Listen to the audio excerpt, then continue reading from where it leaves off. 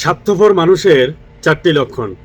অবশ্যই কথাগুলি শুনে যাবেন। এ কথাটা কেন বলেছি, আমার সাথে একাধিক স্বার্থপর মানুষদের সাথে সুসম্পর্ক হয়েছে। পরবর্তী তারা আমাকে স্বার্থের জন্য আঘাত করতে বাধ্য হয়েছে। আমার আপন রক্তের সম্পর্কর কিছু মানুষ। প্রিয় ভাই, আপনি দেখবেন স্বার্থপর মানুষের 1 নাম্বার লক্ষণ হলো নিজেকে অনেক ব্যস্ততা দেখাবে। এটা একটু মাথায় রাখবেন। অনেকেই আছে, আপনি নিজে থেকে তাদের সাথে কথা বলতে যান এবং নিজে থেকে তাদেরকে ভালোবাসা দেখাইতে যান, তারা নিজেকে ব্যস্ত রাখতে ব্যস্ত থাকে, মানে আপনাকে বোঝাচ্ছে উনি অনেক ব্যস্ত। দ্বিতীয় নাম্বার মানে স্বার্থপর মানুষের লক্ষণ হলো আপনারা যারা পর উপকার করেন। প্রিয় ভাইয়েরা, অন্যের উপকার করতে যান, মাথায় রাখবেন যাদের উপকার করতে যাবেন এবং যারা আপনার উপকার করতে আসবে নিজে থেকে আগ্রহ দেখাবে, তারাও কিন্তু এক ধরনের স্বার্থপর। কারণ কোনো মানুষ মানে নিজে থেকে যদি আগ্রহ করে যে ভাই আমি আপনার আজকে কিছু না কিছু উপকার করব, ধরেন ভাই এই জিনিসটা নেন, অবশ্যই মাথায় রাখবেন ওনার ভিতরেও কিন্তু 100% স্বার্থপরতা আছে।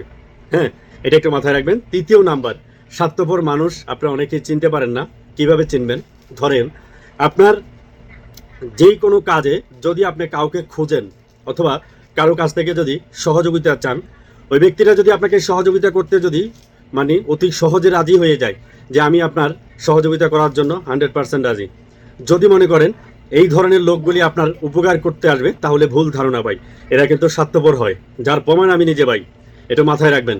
4 নাম্বার, স্বার্থপর মানুষ আপনারা অনেকেই সহজভাবে মানুষকে বিশ্বাস করেন। প্রিয় বন্ধুরা, যদি কোনো মানুষ যদি আপনাকে সহজভাবে বিশ্বাস করে অথবা যদি কোনো মানুষ যদি আপনাকে সহজভাবে যদি ভালোবাসা দেখায়, তাহলে তার ভিতরে স্বার্থপরতা দেখবেন না ভাই। প্রিয় বন্ধুরা, অবশ্যই স্বার্থপর মানুষ তাকে কিভাবে যাচাই করবেন?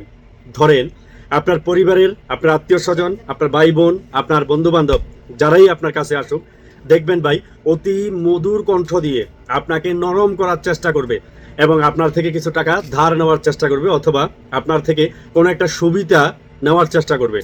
যদি তৎক্ষণিক যদি আপনাকে ওই সুবিধাটা দিয়ে দেন, যদি ওই সুবিধাটা নেওয়ার পরে যদি উনি পরিবর্তে মানে পরবর্তীতে যদি আপনাকে আবারও যদি আপনার কাছে কোনো একটা উপকারের জন্য আসে, তখন যদি আপনাকে মানে আপনি যদি তাকে উপকার করতে না পারেন, তাহলে আপনাকে সেই অ্যাভয়েড করবে, আপনাকে সে ভালোবাসা দেখাবে না এবং আপনাকে নিয়ে সমালোচনা করবে।